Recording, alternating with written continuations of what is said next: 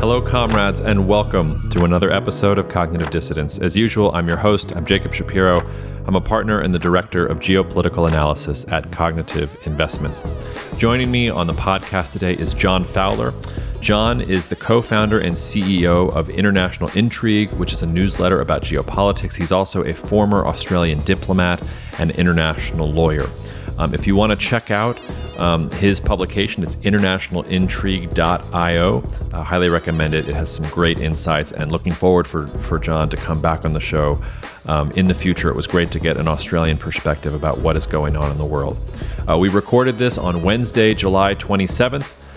It's been a beautiful day. Well, I shouldn't say beautiful. It's been a really hot and muggy day here in New Orleans, but I believe this will be publishing in about 2.5 weeks' time. So there was nothing particularly time sensitive we talked about here, but if anything seems out of date, that's why it's about 2 weeks old. Otherwise, listeners, the same stuff always applies. If you have a moment, please consider rating or reviewing the podcast. If you are listening to this podcast on the Purge Pod feed, just a reminder, this is one of your last chances to switch over to the Cognitive Dissidence feed starting next month. We will only be doing short trailers, I guess, of episodes to try and get you over to Cognitive Dissidence. You can write to me at jacob@cognitive.investments if you want to learn more about Cognitive Investments itself, the strategies we use to manage money, or you just want to suggest a podcast guest or talk to me about anything that is on your mind. I read everything that comes in, sometimes to my detriment. So without further ado, let's get to this excellent episode with John. Take care, do good work, to steal the phrase from Garrison Keillor. Cheers, and we'll see you out there. Cognitive Investments LLC is a registered investment advisor. Advisory services are only offered to clients or prospective clients where Cognitive and its representatives are properly licensed or exempt from licensure. For additional information, please visit our website at www.cognitive.investments. The information provided is for educational and informational purposes only and does not constitute investment advice, and it should not be relied on as such. It should not be considered a solicitation to buy or an offer to sell a security. It does not take into account any investor's particular investment objectives, strategies, tax status, or investment horizon. You should consult your attorney or tax advisor. All right, listeners, here's hoping this works. John and I have had difficulties. Obviously, the Chinese are preventing us from bringing an Australian guest onto the podcast to talk about Australia-China relations. John. Exactly. They're everywhere. You can never be too sure. And this is a podcast of utmost importance, so I can understand why they're interested. Exactly. We're going to be drinking very important beers and talking about very important things while we're here. Yeah, cheers. Cheers to that. John, before we start, I was doing some research before we got on the podcast, and I'm not exactly sure how to pronounce your new prime minister's name. And it doesn't seem like Australian media is quite clear on how to pronounce his name. So can you tell us how to pronounce his name, and then maybe segue into what is important from a foreign policy perspective about his election? Yeah, I mean, I think most people know that in Australia, if you get sort of close enough to people's names, that's just about good enough. So I think officially it's Albanese. At least that's how we say it, Anthony Albanese. So I guess he's been prime minister for about almost 2 months now. I guess the election was in a bit over 2 months. It was in May. So I think the biggest thing is for listeners who don't really sort of get into the weeds on Australian politics, for which I forgive them entirely. He is a sort of centre-left prime minister coming in after a decade of centre-right government. So I think the biggest thing is that when you change government after 10 years, there's a chance for a reset for all the relationships that maybe haven't gone as well as you'd like. So I think just the pure nature of him being new is kind of the biggest news in our foreign policy outlook. Our biggest relationships tend to be America, where nothing really changes, China and the Pacific, and the latter two are the places I think that are the biggest difference makers. Yeah, well, let's dive right into that, because I know you have special insight on this too. So one of the articles you sent over to me, actually, as we were prepping for this podcast, was some quotes from China's foreign minister, and I'm just going to read them because they're so poetic. The Chinese side is willing to take the pulse, recalibrate, and set sail again. So, I've been thinking about Australia-China relations a lot recently because obviously after after Prime Minister Abe, I should say former Japanese Prime Minister Abe's tragic assassination in Japan, I was doing a lot of thinking and reading about the history of the Quad. And Australia was an early country to say, we're not interested in the Quad. We would like to improve our relations with China. So what do you think that the Albanese government will be interested in setting sail again with the Chinese, or is anything going to change there? That's the big question, right? I think so. I mean, if you rewind a little bit, I was an Australian diplomat in China from 2015 to 2019, and when I left Australia to go there, I think the relationship was, it was pretty good. I think there were some early warning signs. At least with hindsight, there were some early warning signs. But when I went there, it was really, our economies. We sell you all the stuff we dig up. You give us lots of cash, and long may it be so. And then, in the first couple of years I was there, you sort of started to see Xi Jinping, consolidate power. The 2017 Party Congress. I think a lot of people started to go,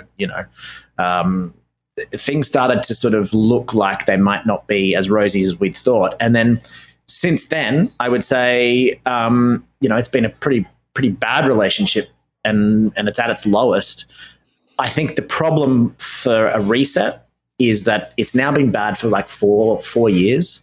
And that's probably just enough time for businesses to start to understand that, maybe this isn't so great, start to make some decisions that decouple themselves from China. So back to your original question, I would bet that not a lot will change. I think Australia will approach it with an open mind-ish, sort of say, okay, well, we need to see China make some real changes. Of course, the Chinese Communist Party won't change anything. Maybe that's my bias, having spent time there, but I'll put it this way. I'm not optimistic that much will change in the relationship. Why don't we push on that for a second? Would you say that Xi Jinping's election and all of the various policies that Xi engaged in, does that constitute change in the Chinese Communist Party, or do you think he's just kind of... So in terms of change, do you mean, he certainly changed things from how it was previously. Is that what you kind of mean? Yeah. Yeah, I think, it's so hard to know what actually goes on, obviously, behind the scenes in the Communist Party. It was one of the key lessons I learned spending time there is anyone who says they know what's going on is totally full of shit, and you should immediately disregard them, because I think every good China analyst goes like, well, you know what, it could be this, it could be that, and prepare for the worst. Well, just on that, I've noticed a thing where people are doing this thing where, to hedge their China analysis, they say something very definitive, and then they follow it up with, but the Party Congress is coming up and we can't say anything, and then after the Party Congresses we will know exactly what's happening in China. And I don't know if you've noticed that as well. It makes me want to light myself on fire.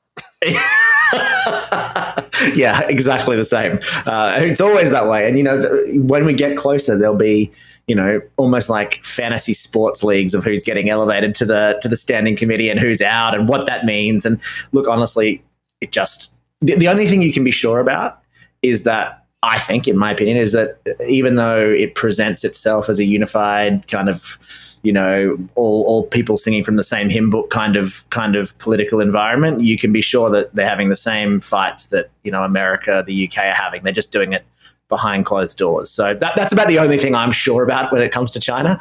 So, I forgot what your original question was, but change in terms of Xi Jinping. He's changed things, but I don't think until he dies, my take, again, it's my take, would be that this is how China views the world, and they view it they view Australia particularly as America's lapdog, and to the extent that they feel there's enough space to pry us away from the US orbit, or at least put a bit of a wedge there, they'll be nice to us. And to the, other than that, the relationship is locked into that kind of, I wouldn't say adversarial, but because I think things at the working level, drug enforcement, these kinds of really working level bureaucratic government to government contacts, they still work. So it's not adversarial per se. It's not Soviet Union Cold War 2.0 kind of crap that everyone says, but it is at the high level politically not going to be particularly good. Yeah. Competitive, I think, is the word that at least in the US has been thrown around a lot. Right. This may be a silly question, but maybe we can start here. From an Australian perspective, who started it? So who is responsible for the deterioration in China-Australia relations? I'm sure that the Chinese would say, this is the Australians' fault for not respecting us, this, that, and the other thing. And I'm wondering if Australia has do you have any sense that Australia did anything wrong or misunderstood China? Or is it really just China's pushing out and you guys are reacting? Yeah, it's another great question. And funnily enough, I haven't really thought about that. I sort of know what we think, and what we think is certainly that it's the latter, that China kind of, I mean, if we start with facts, there is no doubt that China's foreign policy has become a lot more adversarial, a lot more bolshy. The whole wolf warrior diplomat thing where they kind of take to Twitter and very Trumpy kind of vibe and abusing people. So there's no doubt that that's happened. But I think there's probably a lot of things that we would look back on and say we didn't help. I mean, I know, again, during the prime ministership of Malcolm Turnbull, so that would have been 2000 and, don't quote me on these dates, 2016, 17, 18, that period. Mm-hmm. There are a lot of really stupid comments from our politicians. I mean, this is the one thing about a free and open society, right? you can't stop people from being idiots, and unfortunately, a lot of them seem to get elected.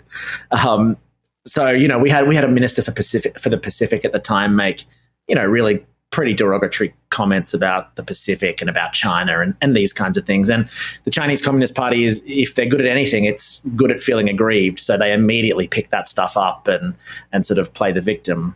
So I think my answer would be that we were naive going into it, and we thought that, I think like everyone thought, that globalization and free and open trade and economics would be a tide that lifts all boats, and that China would be, China wouldn't go against its own economic interests, so they wouldn't want to sour the relationship. So we were a bit naive in thinking that. And then I think we came face to face with sort of Xi Jinping's new Chinese dream foreign policy. We didn't help ourselves by saying stupid things. But I kind of feel like this was inevitable, really. Mm-hmm. The thing is, if it wasn't inevitable, if we'd said, okay, yep, we're on China's side and we're going to separate ourselves from America, a little bit like New Zealand's done, right? They sort of have sat in the middle of China and America, much sort of more. I wouldn't say they've been better about it, but they're a smaller country and they're less Americanized than Australia is. So if we'd done that, maybe it would be better. But given that our politics is very American, I think it was pretty inevitable. All right, we're going to bookmark New Zealand because I want to come back to exactly that point that you brought up. But before we leave the current topic, I guess the way to phrase this question is, do you think that China has gotten anything out of its treatment of Australia? Do you think it has achieved any of its objectives? And if not, like, what were its objectives? Because the follow-on part of this question is, which side was hurt more in the deterioration of China-Australian relations? Because obviously it hurts the Australian economy to not be able to sell reliably. You're still selling things to China, but it's not as reliable. You're at the tip of a hat. Something can really change, and the Chinese have used that muscle quite a few times now. But at the same time, I mean, China, at this time last year, we were talking about coal shortages and electricity brownouts and factories in Western China. One of the things you guys export is coal. So do you feel like maybe it's gotten to the point where both sides just realize that they got nothing out of the competition, and maybe there can be that reset that the Chinese are talking about? Or do you think that China has some objective that is being served by their relationship with Australia, and they're going to push forward until they get that objective? Yeah, there's a few things there. I think you're right in characterizing it as a bit of a lose-lose sort of situation that we've arrived in, and that's the nature of competition, isn't it? If you view things as zero sum, then that compared to when you think of things as collaborative, they are always, by definition, a Pareto inefficiency. If you get my point. So if you're going from things working for both sides, and then you say, okay, well, we want to take, China wants to beat us or we want to beat them, you materially go backwards overall. So I think that's exactly right, the way you characterize it. The difference, I would say, is that I don't know that China would ever see it as them needing Australia, or I don't think they see coal shortages as in the same way that Australia would. We would see that as like a failure of policy and a failure of government to provide the people what they need. I think China looks at that as kind of a little hiccup in a broader plan, the medicine that needs to be taken for pushing back against what they think is, American dominance of Asia. So I know, like, yes, you're right. Like, I think materially, if they were a democracy, you'd be like, listen, the Chinese people are worse off than they were when we were cooperating because of X, Y, Z. The coal, as you say, but not just that. They've had a lot of cooperation between us in the region kind of stall, which I think probably isn't to their benefit. But that's not how the Communist Party would see it. I don't think. I think they would sort of see it as, clarifying the fight against America to get for Asians kind of, not supremacy, but influence. Mm-hmm. Then I think, look, I think if it wasn't Xi Jinping, and I think if he hadn't been able to, if China wasn't on this path of national rejuvenation, of, the nationalistic myth, then I think, what you say is right. There could be a change in paramount leader at the end of this year. They might come on board and go, what are we doing picking fights with Australia? A, you don't really matter to us, so there's no point in, picking a real fight. B, there's some marginal gains to be made here, so let's get back there. But I don't think that's likely. I don't know. It's a very good question, but I think what it's achieved in Australia is really opened our eyes to the nature of the next century. When I first joined the Foreign Service, I remember that all the talk was about how Australia could be the food bowl of Asia, and all our policies were aimed at exporting rice and all the things that are difficult to grow in tropical climates, so like fruits and obviously seafood and all that kind of stuff. And that kind of policy almost just assumes that everything's going to be peachy in the region. And I think that's the biggest change. Now we're like, okay, well, we need to get our minerals going elsewhere, or at least diversified, because I think it was something like 40% of the jobs in Australia were directly related to the Chinese economy. It was something like that, which is an absurd amount of geopolitical risk with a country that you have almost nothing in common with. So I think that's changed. So what's next, though? So if somebody if a young whippersnapper was going into the Foreign Service today, would they be talking about how Australia is going to be the food bowl of sub-Saharan Africa? Or, what is the change in orientation? Because you can't, China's so big, I guess, unless you're going to pivot to India, which has problems of its own. There's no one actor that's going to be able to fill all of that dependence. This is the problem, right? I think Australian foreign policy, and this is me speaking for myself, obviously, I think Australian foreign policy is grappling deeply with that question. I think one of the great shames of Australian politics over the last 2 decades is that we missed, it's not too late, but we largely missed the boat to be a real leader in renewables. A highly educated population, abundant space, and sun, wind, waves, all that kind of stuff. We really had a chance to be, if not the biggest manufacturer by gross output, at least the technological leader of developing these kinds of technologies that will power the next 100 years. That boat hasn't sailed, but it's certainly, we're behind the 8 ball on it. I think that's one area that people think that Australia could kind of push forward, and we could, that has a nice synergy with the Pacific, who are really focused on climate change. Is that a market that's big enough to be interesting? I don't know, but there are nice tie-ins with foreign policy on that. And then I think if I was being more cynical, I think that's probably why you've seen over the last couple of years a closeness between the US and Australia, is I think that we've kind of gone, oh shit, our one thing that we did was sell stuff to China and have good independent relationships with China based on that. That's gone away. We need to run back to daddy. Yeah, well, that's an idea. Don't worry, I think the United States is even further behind you on the 8 ball when it comes to renewables, but we can we can talk about that another time. This is a good segue, though, into the Pacific itself. And you raised New Zealand first, so maybe let's start with New Zealand and then work our way out to the rest of the region. My impression was and I've been trying to get a New Zealand friend who's a professor and does stuff on foreign policy and security on the podcast for a couple months now, and we keep missing each other. So you know who you are. You're coming on the show soon, and I'm sure you'll want to rebut everything that John is about to say just now. But my impression. Now I have to watch what I say, right? Absolutely not. Have another drink of your beer. My impression, though, of New Zealand is that they also kind of got religion on China, if you will. I mean, I think you were exactly right that they definitely wanted to chart a more independent path, and they've always wanted to chart a more independent path. I mean, technically, the security relationship between the U.S. and New Zealand is still defunct because of disagreements about nuclear weapons going back to the 80s that probably nobody except the 5 New Zealanders who listen to this podcast can recite. But I mean, I thought that they had kind of realized, this China thing's probably not going to work. Was I being too optimistic? Do you think they're still trying to play both sides there? Yeah, my sense, and I'm certainly not an expert on New Zealand politics, but my sense is that they're kind of where Australia might have been in 2016, 17. Like, there are some warning signs, and people, they've got a bunch of really excellent professors who are, China professors. I think Anne-Marie Brady she's from some university, maybe Christchurch, I'm not sure. But she's been an outspoken critic of China for a long time. So they've got is it Anne-Marie Brady? I don't know. Anyway, but they've got a lot of academics and thinkers who are alert to the issue, right? Who've studied China for a long time, who they see how China treats the rest of the world, and they're sounding the alarm. But I think just like Australia in 2016, the signs are there, but it hasn't been absorbed amongst their political elite and amongst their businesses.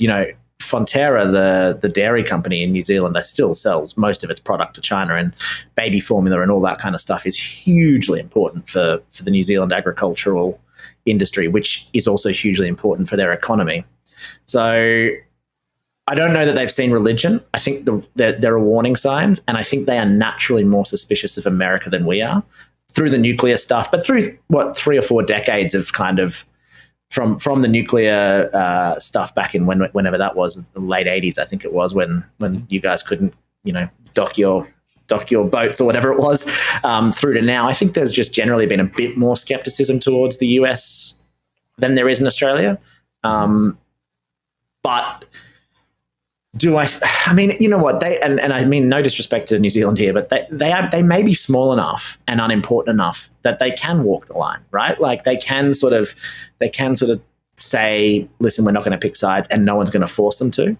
I don't think Australia can do that, and it's not just necessarily the size of the population or the economy. It's where we sit in the world. Our whole northern coast is like a big block, like a big sort of perimeter to Asia, and we've got an American base in Darwin, and the boat sailed for us to walk that line, I think, but maybe not for New Zealand. I don't know. What about, forget quote unquote daddy for a second. If we take the United States out of the equation, what is the relationship between Australia and New Zealand on a bilateral level? Well, just on a foreign policy basis in general, but then also in relations to China. Is it separate from the U.S.? Is there some way that Australia and New Zealand can? I know in the Pacific you guys probably work more together and have more established kind of priorities. But is there anything that Australia can do to sort of say, hey, like we were where you were like 4 or 5 years ago? They're obviously trying to divide us. Like I'm just wondering if that dynamic is there, or if your experience is that New Zealand looks at the Australians and is like, all right, like thank you. If we want to talk to the Americans, we'll go to the Americans. We won't work through Canberra. I think both. I think one, those conversations are certainly happening in Wellington and Canberra between ambassadors and ministers. Like there's Australia and New Zealand is like Canada and the US, right? Like separate and diverge in certain places and are no doubt independent. We're not sort of they're not a client state or anything like that. There's a joke that we always say that they're the eighth state of Australia because everyone who wants a decent job comes to Australia and all that kind of stuff. But they are, I would say, we work closely together because naturally we're very similar peoples, right? Very similar histories of how the countries were settled after colonialism and all that kind of stuff. So there's a lot of natural synergies there, but they remain independent, and I'm sure those conversations are happening where we're trying to tell them, hey, look, what China's doing this, and they watch what's happening, and I don't think they're stupid.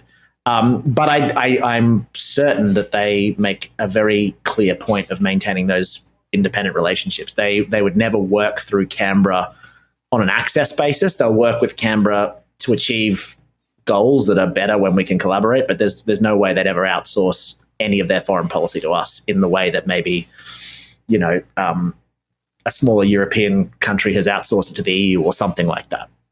Yeah. Well, let's dive in specifically then to the South Pacific and all these island states in general. I think if listeners know the names of all of these South Pacific states, it's only because you're a World War II nerd or you had a grandparent right. like me that was serving, in Guadalcanal or wherever else. So exactly. I guess to start with, before we sort of get into how Australia and what China recently did and all these other things, could you just tell the listeners, and by the way, like about 5 to 10% of our listeners are Australian, so I don't know who they are out there. So they'll at least know this already. But for the 95 or 90% of our other listeners, tell them why they should give a fuck about what's going on in the South Pacific from a strategic level. I'll try and put a link to a map on the podcast description for this one, because this is one I think you really do need a map of the maritime definitely environment to really understand it. But let's try with words to just explain very briefly what the strategic implications are of the South Pacific before we get into the political moves. Yeah, I think the first thing to note is that you probably have to explain that to most Australians as well, because even though we're, right in the region, I think there's a lot of naivete around where things are and why we should care. So, the simple answer for that, is, well, there's no simple answer, but I think there's 3 big reasons why we should care about it. Obviously, it's China. Obviously, it's the US. But it's the kind of, I think it was the Solomon Islands Prime Minister the other day said we're scared about great power competition because we don't want to be the grass that gets trampled by the elephants.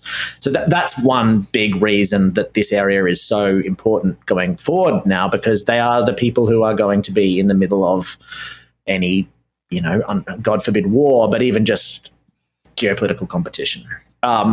More specifically, fisheries, huge resources of fisheries that China wants access to and often breaks international laws around. So there's increasing interest in protecting the fisheries and the fish stocks around the Pacific Islands. There's underwater communications cables that run right through the middle of the Pacific from Asia and Australia to the US that, if China was able to establish a presence there, brings into question communications, all those kinds of security issues. And the third one that's obvious is that if China is able to establish a military presence there, how does that change the military dynamics of the Pacific and Asia? Because all of a sudden, China can project its power just a lot further from its shores. It can intercept US Navy ships in the middle of the Pacific now. It can easily access Australia and probably spy much more easily on Australia. And it also gives military planners a whole new thing to think about if Taiwan goes the way that people predict. So, that's the short answer, is that it is just geographically right in the middle of everything. And so I guess it was in May that the Chinese, this was a rare moment where I feel like Chinese PR got things wrong, because it seemed like they announced that there was going to be this security economic communique with 10 of the Pacific Island states. And foreign minister ran around and talked to them all, and they were all like, we're not sure we want the communique. But it seems obvious that China is increasing. I don't know, what does increasing its influence mean? That's one of those phrases I make fun of other people for saying, because it doesn't actually mean anything. But I know what you mean. it does seem like China is trying to build better relationships with those South Pacific nations. And the thing that's confusing to me is, even if you accept that they have things that China wants and the strategic position is important, it's really far away from China, and it's much, much closer to Australia and New Zealand. So why was there even an opportunity here for China to do that? I would have thought that Australia and New Zealand would have worked together and would have had this wrapped up and made all of those states, not client states, but I would have thought that all their economies would have been more dependent on Australia and New Zealand, not looking towards Beijing. So what went wrong from your perspective on that? Yeah, two things there that are, I think, super, super observant.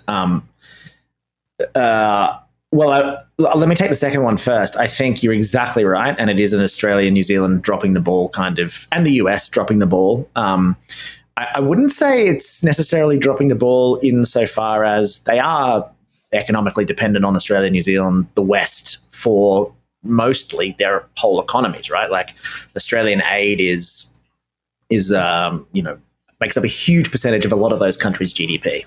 And we've always been pretty good partners for security. I mean, when Honiara erupted into violence late last year, I think Australia had boots on the ground to help the Prime Minister kind of get control of the situation within 24 hours, right? Like that went to cabinet, and then literally Australian Federal Police were on the ground within 24 hours. So we have been a pretty good partner. I think where we've dropped the ball is we've had a tendency to be very arrogant in the area, to just assume what you just said, basically like, oh, you're really close to us, you're dependent on us pretty like economically, so twill ever be thus. We don't really need to keep working. And I think these kinds of Pacific cultures are. I mean, the new Prime Minister, we talked at the start about Albanese. One of the things he was really, really careful to say when he did his Pacific or his Bali visit was it Bali? I can't recall. Anyway, a recent visit, or it might have been the foreign minister who went out there, just respect. That's what they just kept hammering, because I think there's a feeling in the Pacific that Australia's been a bit arrogant in that space. And of course, what's the easiest thing that China can replace when it comes to competing for geopolitical influence, if you want to use that shitty jargon term? And it's they can replace economic dependence overnight, because they'll just walk in and sign checks. So if you go to Fiji and say, oh, we're very dependent on Australia and New Zealand aid, China goes, no, you're not. Here's a check. And that's done. So the work that really matters in places like that is the cultural, the friendship stuff, the kind of deeper stuff that China couldn't replace quickly, but can't replace because of its system. And I think maybe we were a bit negligent on that. And I think to add to that, and I'm rambling on a bit, but I think the US has been almost criminally negligent in the area. I think that Asia more generally, but the Pacific has been a joke. I think the State Department largely outsourced the Western agenda in the Pacific to Australia, but I don't think the thing about the US is that everyone thinks the US deals with the US on its own terms. If the US outsources it to Australia, they go, very good, but we want to talk to the US ourselves, and the US hasn't been in the region for 25 years, right? So that's the second part of the question. I think the first part of the question about China's missteps around the Pacific Islands Forum, I think they took a calculated risk to try and rush something through. If they'd managed to get that signed off, it would have been a foreign policy coup for the ages. It's obviously a huge year in China with the Party Congress in fall. So I think that was, and Wang Yi, the foreign minister who was the one doing all the tours out there, he is likely not to be, I think he's almost certain to retire. So my take, and it's just my take, I haven't really seen it written anywhere else, which is a pretty good sign that it might be full of shit. But my take is that he just kind of was like, I mean, what have I got to lose here? Like, people will be like, oh, it's a very embarrassing thing, but whatever, who cares? It didn't get up. It was a shot across the bow of Australia in the US, and nothing ventured, nothing gained is what I think they thought.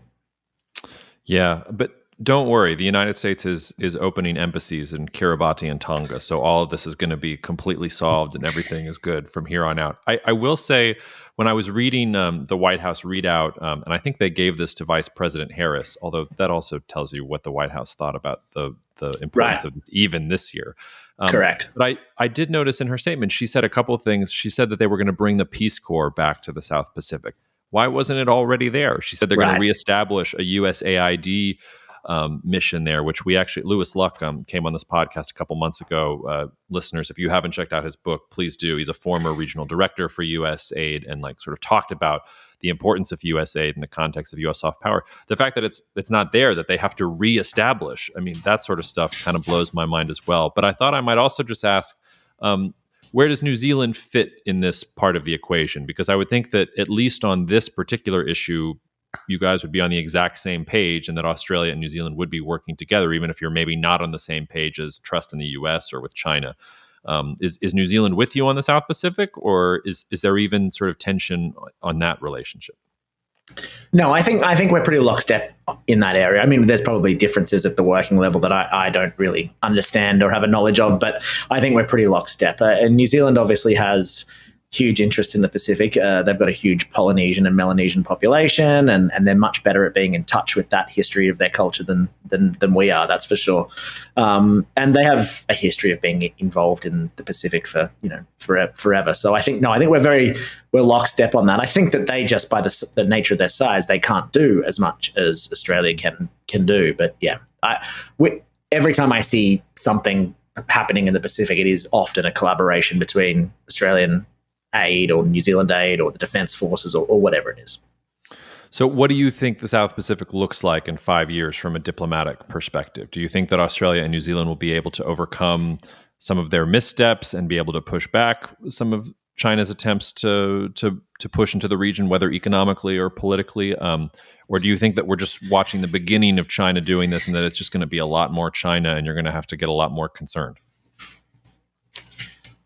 I go back and forth depending on the day of the week. I really do. I think so. I'm very skeptical that the US will do what they say and meaningfully re-engage. I know Caroline Kennedy, the new Australian ambassador, as of like last week, her first trip is to the Solomon Islands with I think she's a deputy assistant to Secretary of State, Wendy Sherman. I can't remember her position, but she's pretty senior in the State Department. They're going to the Sollies. I'd like to see how long that will last. I'm skeptical. I think the US, fundamentally, the US doesn't get the Pacific because it's all about climate change and fishing, and no one in DC gives a shit about those issues, right? Like it's like, oh well, I don't care. Let's talk about Middle Eastern oil and all that kind of stuff, or Ukraine. Two scenarios. One is that the new Australian government is successful in rebuilding the kind of trust that I think we've always had there, and the Pacific Islanders are open to it, and they say, okay, well, the last 5 or so years of you being arrogant was a blip rather than a trend or rather than your true nature, and we are willing to kind of rebuff China, and you can still be a big part of the Pacific. That's one scenario, and I think that's probably the most likely one. I think our diplomacy is pretty good in the region. We have a lot of experience there. We've made mistakes, but I think that's the most likely. By no means unlikely, though, is that the Pacific sees the Chinese push into the Pacific as legitimate. I know from friends in government that the Chinese are sending their best diplomats to the Pacific. I sort of offhand said, but Chinese diplomats are horrible. They walk into a place and they smash open doors and they yell at people in Chinese. And that's certainly been true many, many times. But he pushed back and said, yeah, I know what you mean. But like the reports that we see is that they're sending their best people there who speak English better than, most people. And so I think that it's not a foregone conclusion that the Chinese couldn't make real inroads culturally and sort of like, people to people links, which is another one of those shitty terms, but you know what I mean by it. It's like where people feel like that China is legitimate and a legitimate friend.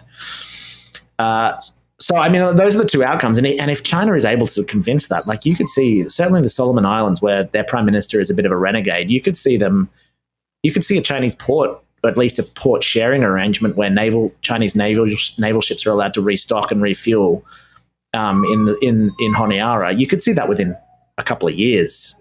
That's the worst case scenario for Australia. So if I had to have my guess, I think things are probably a bit of a stalemate there. There's a lot of money poured into the region to kind of build capacity, and that those countries have agency too. I think that thing gets lost a lot. Like they're not stupid. The politicians are real good at pushing their own interest, and their own interests now are to get the world to take climate change seriously, fishing rights seriously, and development seriously. And if I had my bet, I'd say in 5 years, Australia, the US, and a couple of other countries have poured a hell of a lot of money into the region, and the politics are roughly the same as they are now. Let's move a little further afield.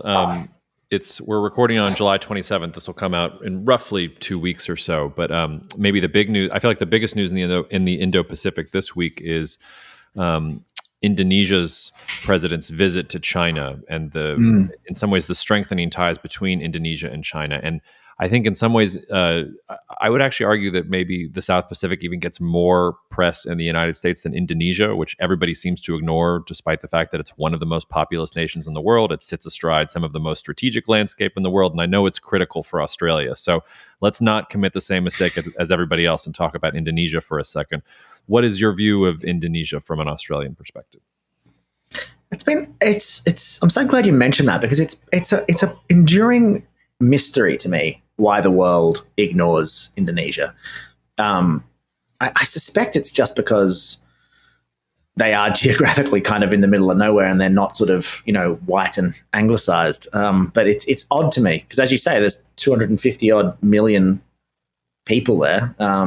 And they're not quite in the middle of nowhere. I mean, Malacca is not that far away. I mean, they're right. Yeah. Yeah, and I mean, they're definitely not in the middle of nowhere, but I think people sort of view it that way, right? They sort of say the Atlantic, Europe, and maybe China now is the center of the world, and then Indonesia's kind of, that's on the fringe. No, I agree with you. Like, geopolitically, I mean, they sort of have half the South China Sea is all of their islands, plus, as you said, the Malacca Strait and Singapore and all of that. So, your question was, how do Australians view Indonesia? And I think, I'm going to sound pretty down on Australia, I guess, in this podcast, which, is the nature of, I think, being Australian, is that you criticize your own country first. But I think, again, we're just not great at engaging with people who aren't exactly like us. Bahasa is one of the easiest languages to learn in the world. I'm informed. I don't speak it, but I'm told it's pretty easy, right? Like when we were in the Foreign Service, it's one of the easier languages that you get taught, and yet barely any Australians speak it, and they're our neighbour. So I don't know. I think we just ignore them a bit. But with that said, I think since the mid 2000s, so 2005-06, we have really upped our game in dealing with their government, and it started because we were really obsessed with turning back illegal refugees who were being people smuggled from Indonesia to Australia. So that was kind of the impetus for us to kind of engage with Indonesia. And I think the upside of that has been that we have, I think it's one of our largest embassies. We send really great diplomats there. We have coordination across all the different areas of government that you can imagine.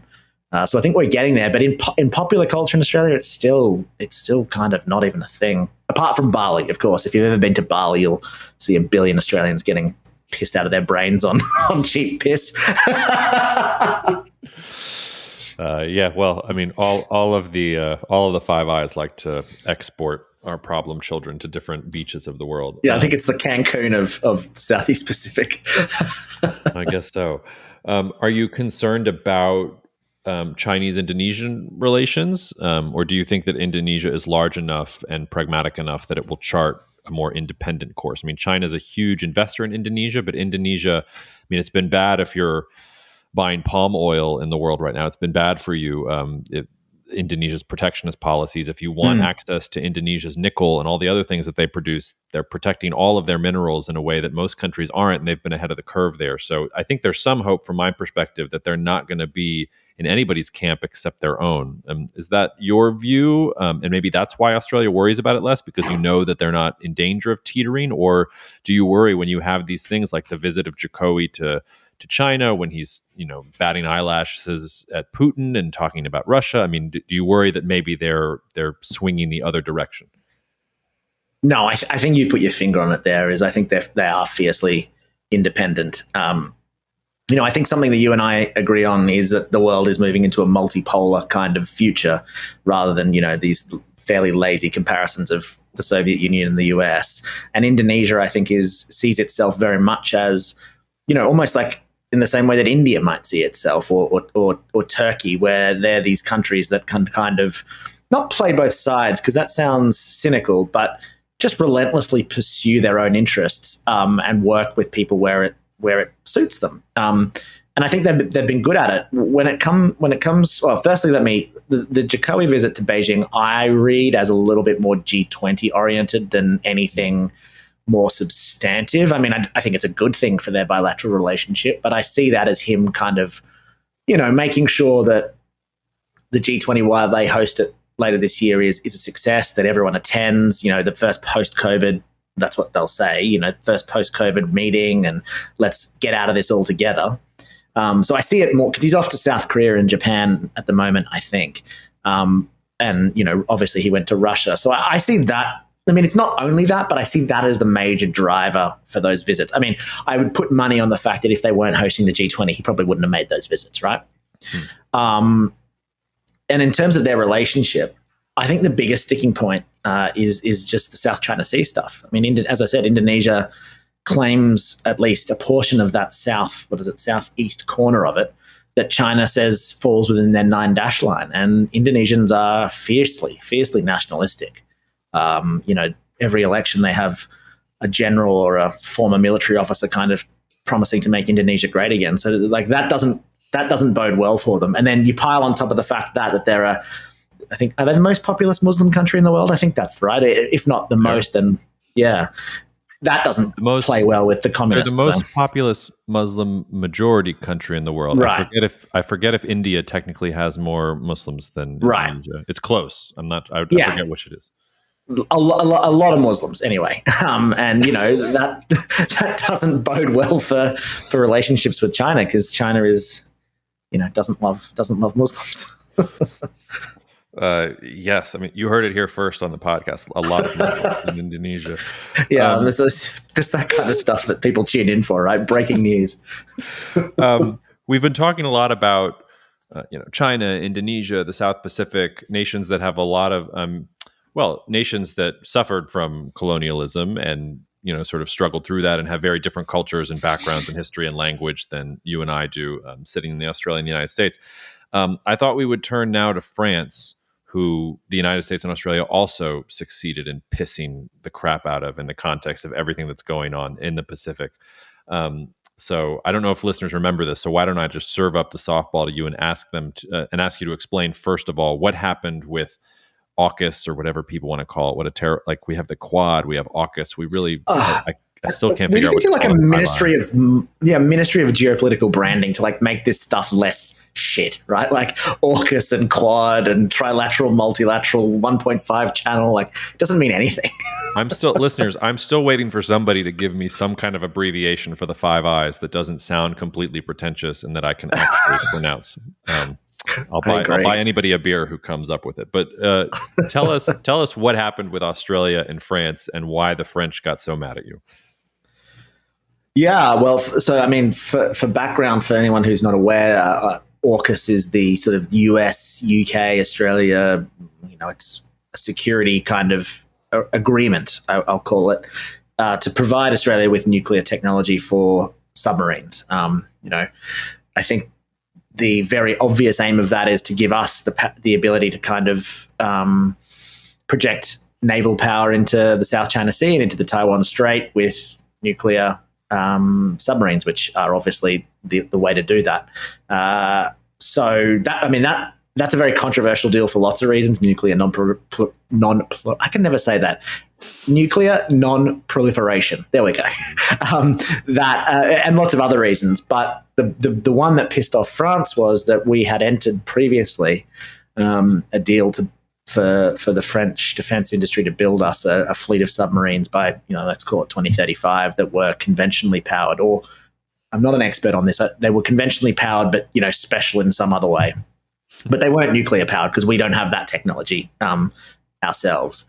So we had a huge contract with the French. And then all of a sudden, our former Prime Minister, Boris Johnson and Biden all announced the AUKUS deal, and the French claimed, and I actually believe the French, that we didn't tell them that was coming, which, is, I can't, having worked in government, I do know how it happens, but I can't believe this kind of stuff happens. I can't believe that it's sort of just these kinds of mistakes happen.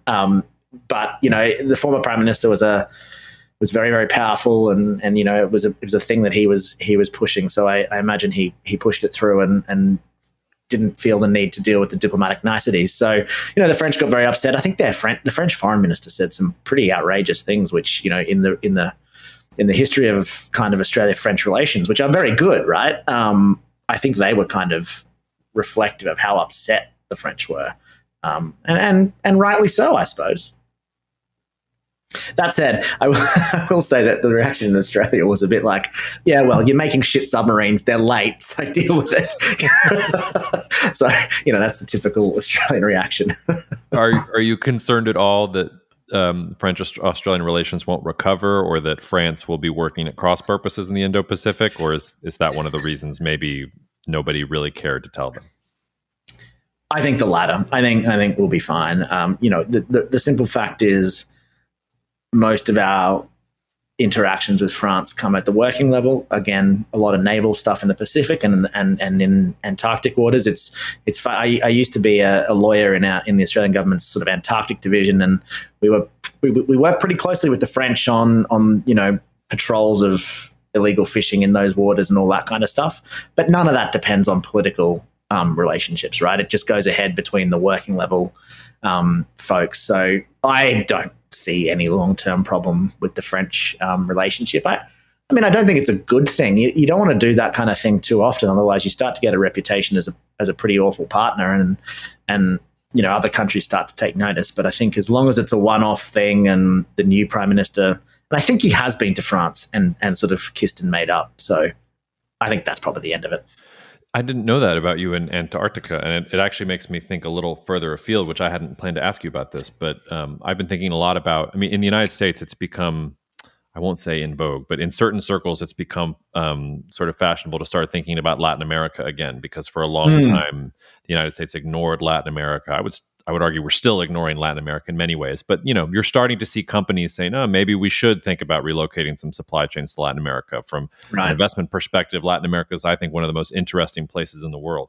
There's obviously a lot of water between Australia and South America, but I mean, countries like Chile or even Colombia or Mexico, those might be countries that Australia actually does have a lot of interests with in common. Do you feel any of that in Australia? Is there any awareness of Latin America as an important, either culturally in the discourse or at the political level, thinking about that as a priority, or is it just kind of off to the side and it hasn't gotten there yet?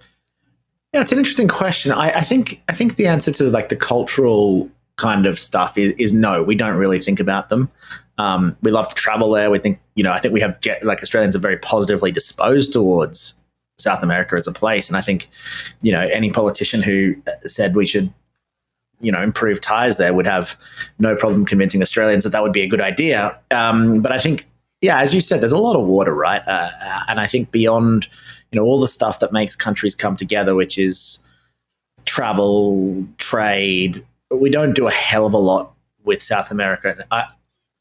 I believe that we do a little bit of natural resources stuff. I'm getting a bit out of my depth here. I'm plumbing the back of my memory. I think we have a relationship with Chile in certain areas of resources that's pretty well established, but it's certainly not big in the government to government level.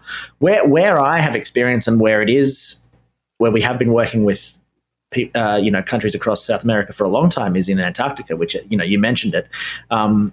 We meet, every year, and we have a long history of collaboration on Antarctic issues. So there's this kind of, like, if you want to say, like, a little bit of like a hook into what it could become. If it works well in Antarctic multilateral bodies, there's no reason it couldn't work more broadly. But I don't think, for example, there's a sense like in America where, you started the question with saying America has ignored Latin America. I don't think we think that about South America. I think we think it's not really our business, if you know what I mean. Mm-hmm. I've done a lot of work on the Arctic, but I confess I've done next to no work on the Antarctic. What are geopolitical considerations that we should have in mind about the Antarctic? I mean, are the Chinese running around there? I mean, that seems a little far for them. The Arctic seems so important because both Russia and China are there. They're making claims. They think they're going to be part of it. What is the geopolitics of the Antarctic, if there are any? It's interesting. It's very different to the Arctic because of the Antarctic Treaty, which was signed in the well, again, don't quote me, late 50s, early 60s. But that treaty has essentially meant that geopolitical competition in the Antarctic has really been, if you'll permit me this pun, frozen. Not for much longer. No, right. Exactly right. In both ways, because the treaty is due to kind of run out in the 2040s, I think, or at least the bits of the treaty that prevent geopolitical competition.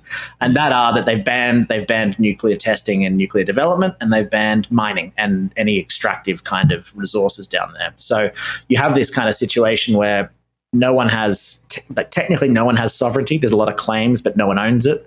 You can't get any minerals, and you can't do any kind of stuff that you might want to do in a place that's a long way away from your home, i.e. test your nuclear weapons.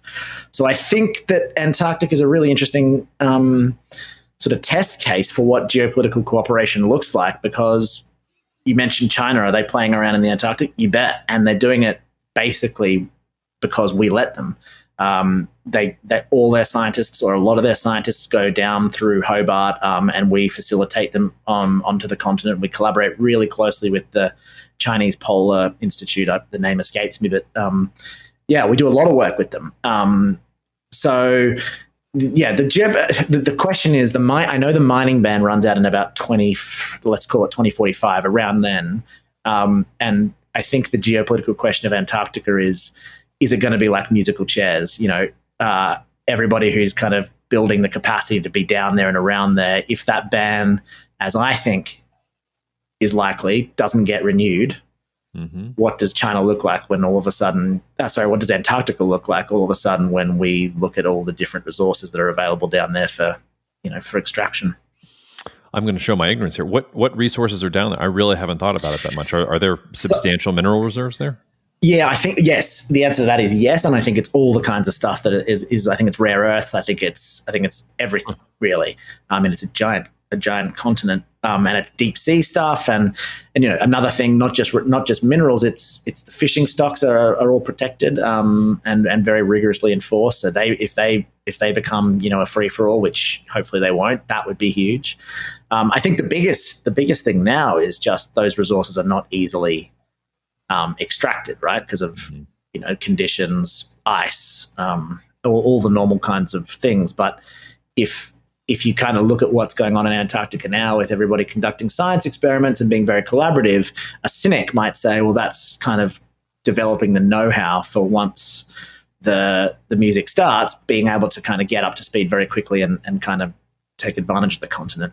Now, the other side is, like, a lot of people I know in that space say it could well be an area where the great powers by 2040 or whatever are so consumed with their other stuff that we just go, well, you know what, Antarctica can wait another 50 years.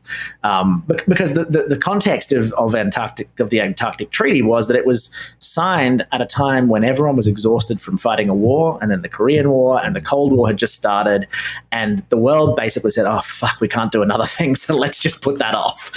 And, it's perfectly feasible that in 20 odd years that dynamic will come back into play. All right. Well, you've given me some homework to do. Before we talk about international intrigue, because I want to talk about that for a bit, let's just end where we started, which is Taiwan. And the episode that's going to play on the one before yours is an interview with Roger Baker, who's really the chief analyst at the Stratfor Center for Applied Geopolitics is what they're calling it now. And we talked a lot about Taiwan, and I wanted to talk to you about Taiwan from an Australian perspective, specifically. I mean, you sort of alluded to this earlier. What do you think is going to happen in terms of China and Taiwan, and what does Australia actually do if China does make a move for Taiwan? I personally don't think that's the most likely scenario. I think China's trying to do a Hong Kong 2.0 strategy to Taiwan. But if I'm wrong, and if China does make some sort of move, I mean, is Australia, and you mentioned this with the nuclear submarines, I mean, is Australia actually going to go to the defense of Taiwan? Is that something you think that Australia is? I mean, I know that we talk about protecting Taiwan, but I have a lot of cynicism about whether the United States would do that when the chips are down. Do you feel like that is a real national security imperative for Australia? Again, there's a lot of water between you and Taiwan. It's not like that is it's not sort of an apparent interest just on the face of it. So I just wanted to throw Taiwan at you and hear a non-American, non-Chinese perspective, because it's not often we get one. Yeah. I'll start with saying I don't think you're wrong in what China's trying to do in Taiwan. They don't want to take it by force if they can possibly help it. But I mean, the question isn't, if they can't take it, if they can't sort of, do a Hong Kong to it, do they leave it alone? The answer is no. I think, it's an absolute red line imperative. So if America and the rest of the world makes Taiwan resilient enough in the sort of political, societal sense such that it can't go the way of Hong Kong, I think war is inevitable. And that's a big if. I think there's a pretty decent chance that China can do a Hong Kong. I think it won't be as clean. It'll be a lot more messy and take a lot longer. But I think that's probably the most likely scenario. But if we do get to a war, or at least China's preparing to take it by force, Australia's interests are very similar to America's, and that's because of our systems. I think we nailed our colours to the mast a decade ago, or not quite a decade ago, when China first announced their 9-dash line in the South China Sea, and we took part in, the FONOPs, the freedom of navigation operations, alongside the UK and US. We've had a long history of trying to say that international law applies to those waters, and I'm sure our interests are the international rules-based order can't be flouted so obviously. I mean, that's our interest in Ukraine too. We've provided a lot of, well, not a lot, but by our standards, a lot of military assistance. So we've given them a few vehicles, but that's a big deal for us. We've given them vehicles not because Ukraine matters particularly to us, but because of that general sense of we benefit immensely from the way things are and would like things to stay the way they are. I think the same is true of Taiwan. Now, I don't think we've had a real conversation in Australia about the question you asked, which is, okay, it's pretty clear China's going to have a go. What does Australia actually do? Me saying that we haven't had a conversation shouldn't imply that we're going to have a conversation. It's probably just as likely that we don't have the conversation. It happens, and we do whatever America does, particularly now that you've given us the nuclear technology for submarines. We can't turn around then and go like, oh, thanks for that. We're not going to use it in the exact scenario that you guys thought it would be, is why you provided it.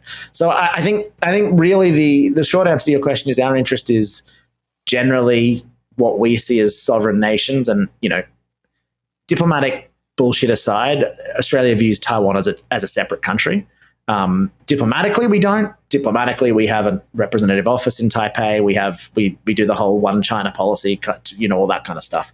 But I think in the mentality of it, we view them as two separate places. And our interest would be, a big country shouldn't invade another one when they don't want to be invaded. Yeah, but let me push on that a little bit, which is to say that it's nice that the West is supplying weapons to Ukraine, and it is important to the Ukrainian war effort to get those weapons. The Ukrainian war effort probably collapses if they don't get those weapons, but nobody's done anything for Ukraine. There are no U.S. soldiers, Australian soldiers, European soldiers of any kind that are actually defending Ukraine.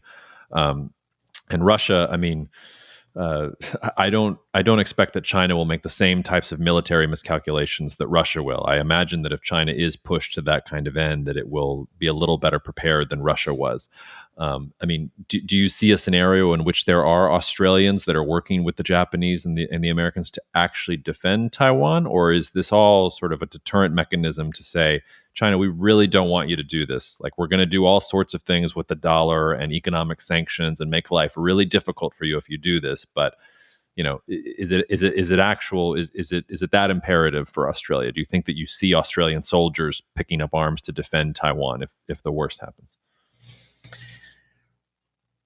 It's so hard to say. It depends on so many things. It depends when it happens. I think I'm of the view that it won't happen anytime soon. Touch wood.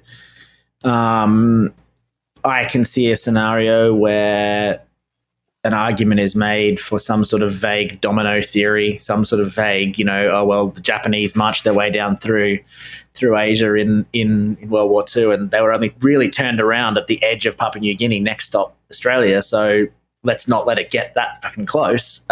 If you'd be naive to think that China only wants Taiwan, and I can imagine that argument. I don't agree with it. Don't get me wrong. I don't think China, certainly as we sit here now, has Japanese imperial ambitions from World War II. But I can imagine if it's 2030 and we've seen Chinese influence grow and grow and grow and chafe and chafe and chafe, that argument is made.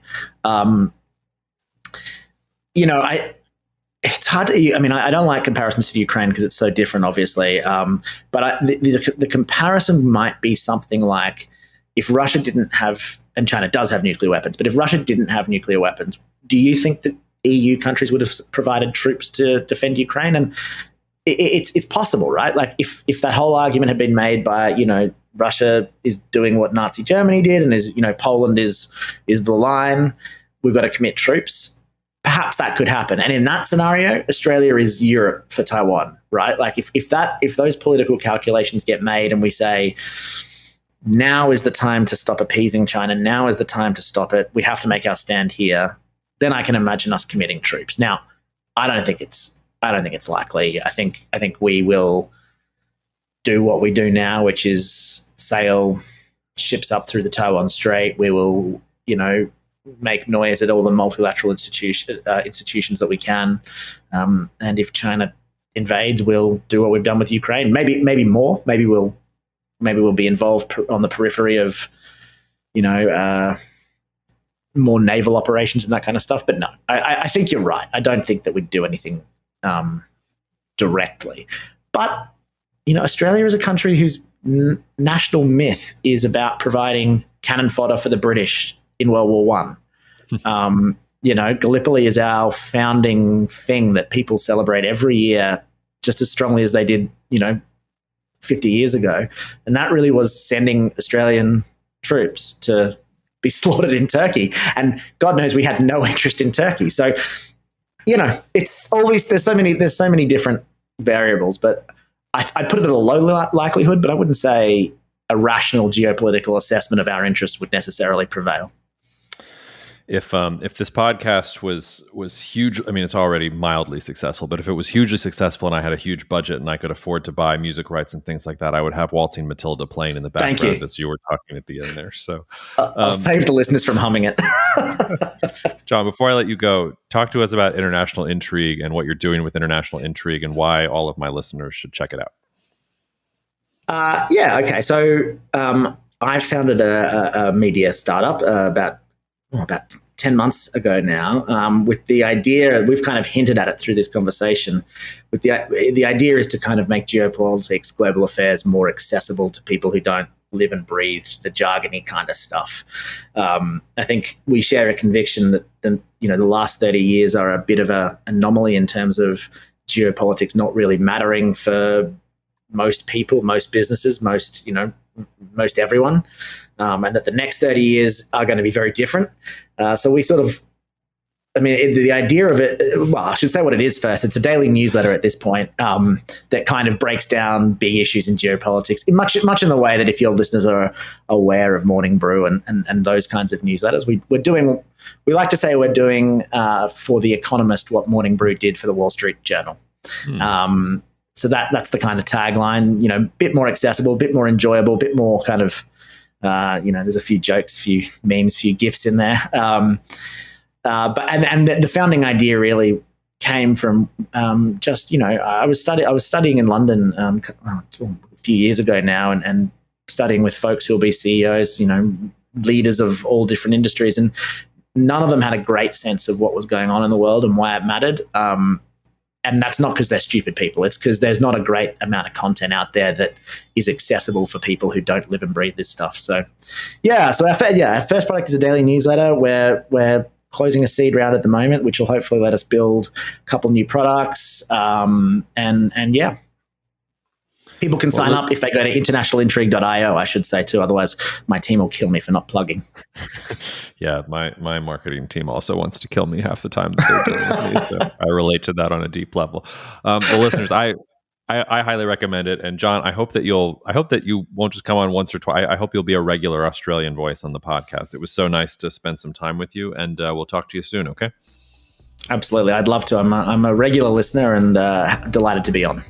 Well, whether that's true or not, it's nice of you to say. So cheers to that. Cheers. Thank you so much for listening to the Cognitive Dissidence podcast, brought to you by Cognitive Investments. If you are interested in learning more about cognitive investments, you can check us out online at cognitive.investments. That's cognitive.investments. You can also write to me directly if you want at jacob@cognitive.investments. Cheers, and we'll see you out there. The views expressed in this commentary are subject to change based on market and other conditions. This podcast may contain certain statements that may be deemed forward-looking statements. Please note that any such statements are not guarantees of any future performance, and actual results or developments may differ materially from those projected. Any projections, market outlooks, or estimates are based upon certain assumptions and should not be construed as indicative of actual events that will occur.